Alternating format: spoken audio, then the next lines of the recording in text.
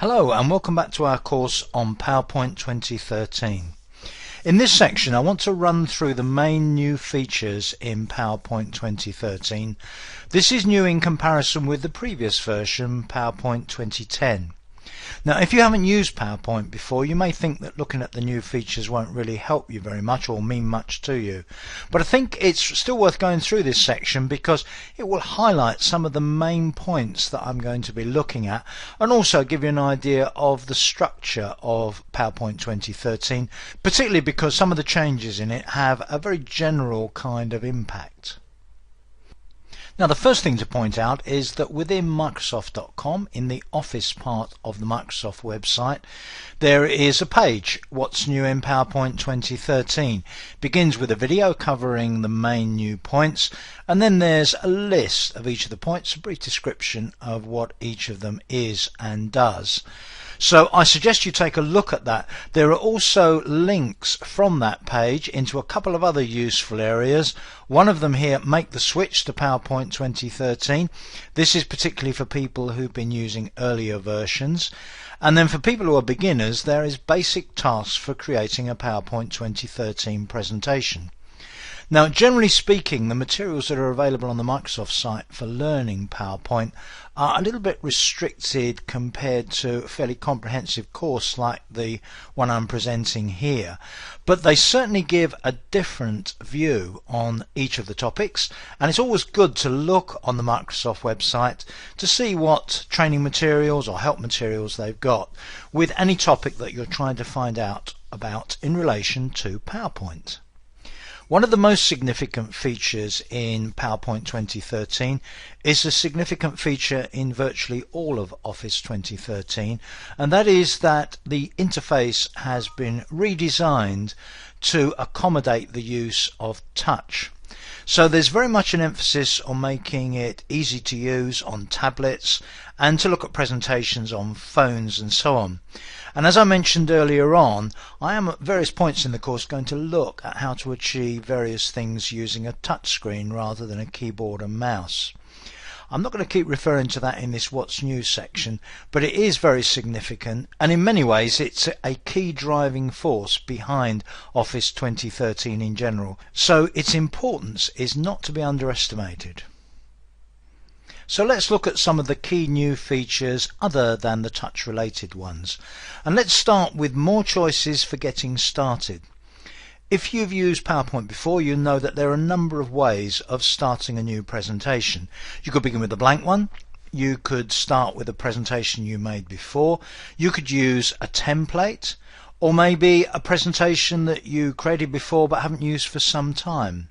Now, with PowerPoint 2013, all of these options are really presented to you on one screen to make it very easy for you to get started on a new presentation, whichever approach you're going to take to creating that presentation.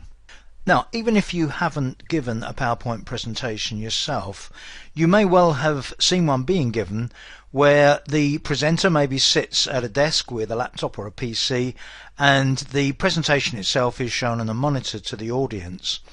And what has been greatly improved in PowerPoint 2013 is the ability to control that presentation in a number of ways.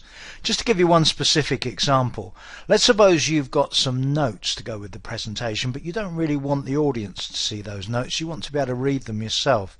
Well, you can show the notes on the PC or laptop that you're using to control the presentation without them appearing on the monitor that the audience are able to see.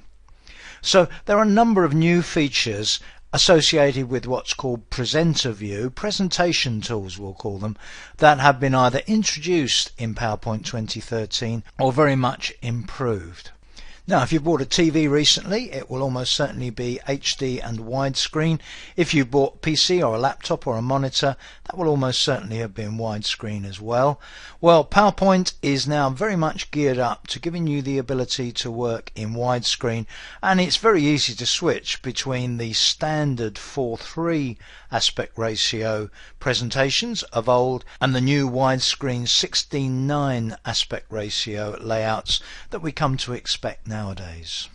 Of course, it's not always the case nowadays that if you want to present to a group of people, you get them all together in a room and present onto a monitor or a whiteboard. Nowadays, it's increasingly popular to run presentations online. And with PowerPoint, there are several ways of sharing your presentations over the web. Some of those have been improved and a couple of new ones introduced in PowerPoint 2013. And we're going to look at some of those online presentation options.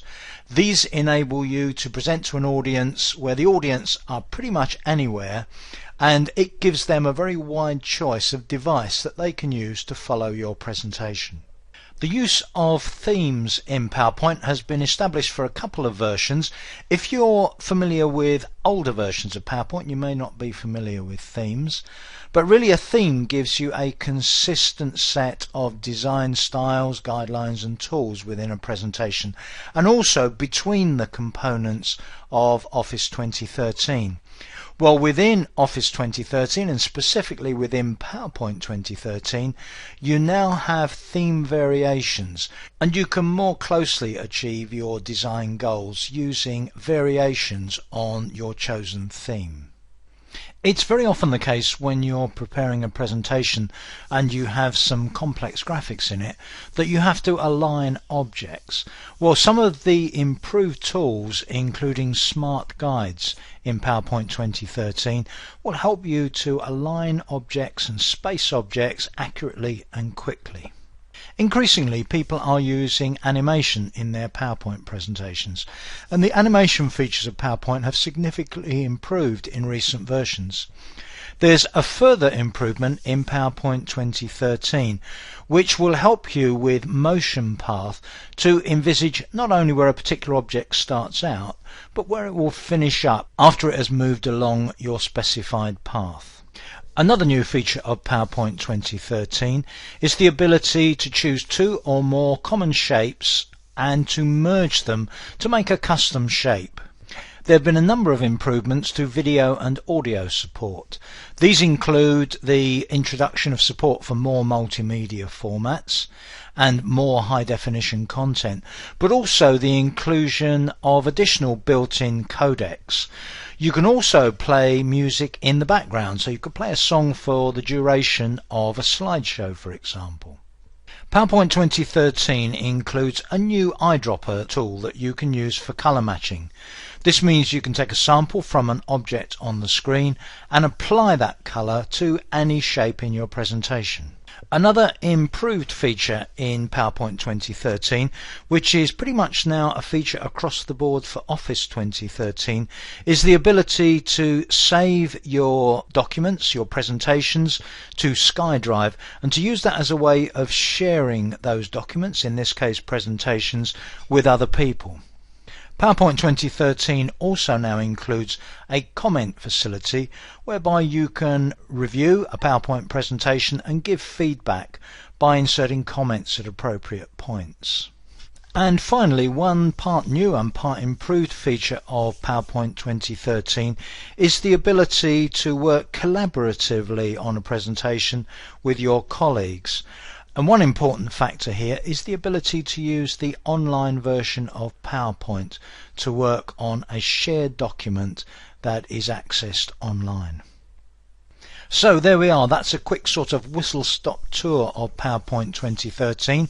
Hope you find that useful, even if you're not very familiar with PowerPoint, because hopefully it will point you in the direction of some of the things we're going to be looking at on the course. The first thing I'm going to look at, and that's what we're going to cover in the next section, is the use of touch. Now, there are some general aspects of using touch in Office 2013 that I'm going to cover first. The specifics of using touch in PowerPoint 2013, some will be covered in the next section and some will be covered at the appropriate points during the course. So, please join me for the next section.